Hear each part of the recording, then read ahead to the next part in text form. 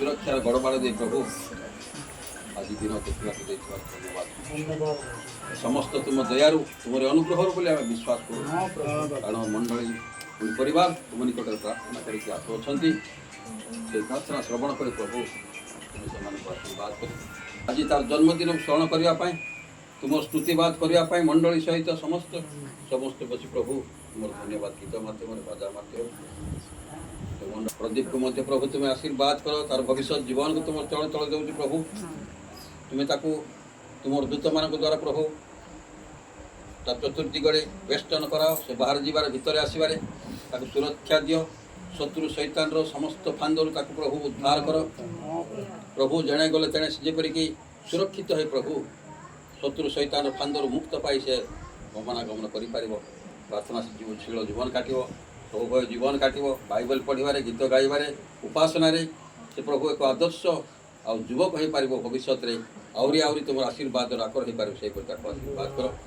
ତୁମେ ତା ସୁରକ୍ଷାର ଗଡ଼ବାଡ଼ ଦିଅ, ଶାରୀରିକ ସୁସ୍ଥ ସ୍ୱାସ୍ଥ୍ୟ ଦିଅ, ଆତ୍ମିକତାର ଅଭିବୃଦ୍ଧି ହେବା ପାଇଁ ସହବର୍ତ୍ତୀ ହେବ ବୋଲି ନିବେଦନ ପ୍ରାର୍ଥନା କରୁଛୁ। ପ୍ରଭୁ ତାଙ୍କୁ ପ୍ରତିପାଳନ କରିବା ପିତା ମାତାଙ୍କୁ ମଧ୍ୟ ପ୍ରଭୁ ତୁମେ ସୁନ୍ଦର ମନ ଦେଇଛ ଆଉ ସୁନ୍ଦର ପରିବାରରେ ମଧ୍ୟ ତାକୁ ବ୍ୟବହାର କରୁଛ ପ୍ରଭୁ। ପ୍ରାର୍ଥନାର ମଣ୍ଡଳୀରେ, ପୂଜାରେ, ଉପାସନାରେ ପୁଅମାନଙ୍କୁ ଝିଅମାନଙ୍କୁ ଆଗରେ କଢ଼େଇ ନେବା ପାଇଁ ମଣ୍ଡଳୀ ମଧ୍ୟ ସମସ୍ତ ଗ୍ରାମବାସୀମାନଙ୍କୁ ବିଶ୍ୱାସୀମାନଙ୍କୁ ପ୍ରଭୁ ପ୍ରତିପାଳନ କରି ନେବା ଦାୟିତ୍ୱ ଦେଇଛ। ସମସ୍ତ ବିଷୟ ଭାଳବହନ କରି ସେମାନେ ନେଉଛନ୍ତି। ସେମାନଙ୍କୁ ମଧ୍ୟ ଉର୍ଦ୍ଧ୍ୱ ତୁମେ ଜ୍ଞାନ ବୁଦ୍ଧି ଦେ ପ୍ରଭୁ। ଦେଇଥିବା ପୋଲକୁ ସୁରକ୍ଷା ଦେଇକି ଯେପରିକି ତୁମର ଆଉ ପ୍ରଭୁ ନିକଟବର୍ତ୍ତୀ କରାଇବେ ସେହିପରି ଆଶୀର୍ବାଦ କର ବୋଲି ପ୍ରଭୁ। ଗ୍ରାମରେ ଯେତେ ଅଛନ୍ତି ପ୍ରତ୍ୟେକଙ୍କୁ ତୁମେ ଆଶୀର୍ବାଦ କର। ପ୍ରତ୍ୟେକ ପରିବାରକୁ ତୁମେ ହସ୍ତରେ ଦେଉଛୁ ପ୍ରଭୁ। ଯେଉଁ ପରିବାରରେ ଅସୁସ୍ଥ ରହିଛି ସେମାନଙ୍କୁ ସୁସ୍ଥତା ପ୍ରଦାନ କର। ଯେଉଁ ପରିବାର ପ୍ରଭୁ ଅସାଧ୍ୟ ରହିଛି ସାଧ୍ୟତା କର। ସମସ୍ୟା ଯେଉଁଠି ଯାହା ପରିବାର ଅଛି ସମସ୍ୟା ମଧ୍ୟ ଦୂର କର ବୋଲି ନିବେଦନ ପ୍ରାର୍ଥନା କର। ଅନେକ ଲୋକ ପ୍ରଭୁ ନିଜ କାର୍ଯ୍ୟରେ ବାହାରେ ରହୁଛନ୍ତି, ସେମାନଙ୍କୁ ମଧ୍ୟ ସୁରକ୍ଷା ସହିତ ସେମାନେ ଯେଉଁଠାରେ ଥିଲେ ମଧ୍ୟ ତୁମକୁ ସ୍ମରଣ କରି ତୁମଠାରେ ପ୍ରାର୍ଥନାର ସହିତ ସେମାନେ ଭରସା ରଖି ପ୍ରଭୁ ରହିପାରିବେ ସେହିପରି ଆଶୀର୍ବାଦ କର ବୋଲି ନିବେଦନ ପ୍ରାର୍ଥନା କରୁଛୁ। ପ୍ରଭୁ ତୁମର ସେବା କାର୍ଯ୍ୟ କରିବା ନିମନ୍ତେ ଯେଉଁ ପ୍ରଭୁ ମନ୍ଦିର କାର୍ଯ୍ୟ ଆରମ୍ଭ ହେଇଛି, ତୁମେ ତାର ଆରମ୍ଭରୁ ସମାପ୍ତି ପର୍ଯ୍ୟନ୍ତ ତୁମେ ଜିହ୍ୱାଜିରି ପରମେଶ୍ୱର, ତୁମେ ଯୋଗାଇବା ପରମେଶ୍ୱର।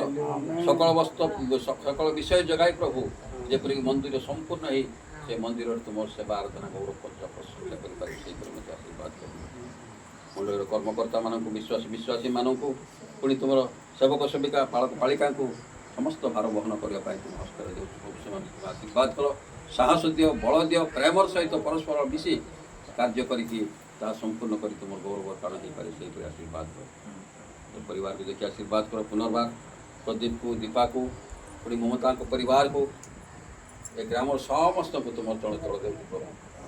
ଗୋଟି କରି ପୁନର୍ବାର ଯେପରିକି ଏ ଅଞ୍ଚଳର ଲୋକମାନେ ମଧ୍ୟ ପ୍ରଭୁ ତୁମର ନାମ ଜାଣି ଚିହ୍ନି ମଣ୍ଡଳୀ ଅଭିବୃଦ୍ଧି ହୋଇପାରିବ ସେହିପରି ଆଶୀର୍ବାଦ କର ନିବେଦନ ପ୍ରାର୍ଥନା ପ୍ରଭୁ। ମୋ ଯୋଗ୍ୟ କ'ଣ ତା ପାଇଁ ପ୍ରାର୍ଥନା କରି ପ୍ରଭୁ ମୁଁ ଜାଣେ ନା, କିନ୍ତୁ ଆମେ ମାଗିବାଠାରୁ ତୁମେ ଅଧିକରୁ ଅଧିକ ଆଶୀର୍ବାଦ କରି ତୁମର ଗୌରବ ନିମନ୍ତେ ତୁମେ ବ୍ୟବହାର କରିପାରିବ। ତେଣୁ ପ୍ରଭୁ ଏ ସମସ୍ତ ପ୍ରାର୍ଥନା ଶୁଣିଛ ବୋଲି ଧନ୍ୟବାଦ ଦେଇ ତ୍ରାଣକର୍ତ୍ତା ମୁକ୍ତିଦାତା ତୁମର ପବିତ୍ର ଚଳନ୍ତରେ ସମସ୍ତେ ଭିକ୍ଷା କରିପାରିବେ।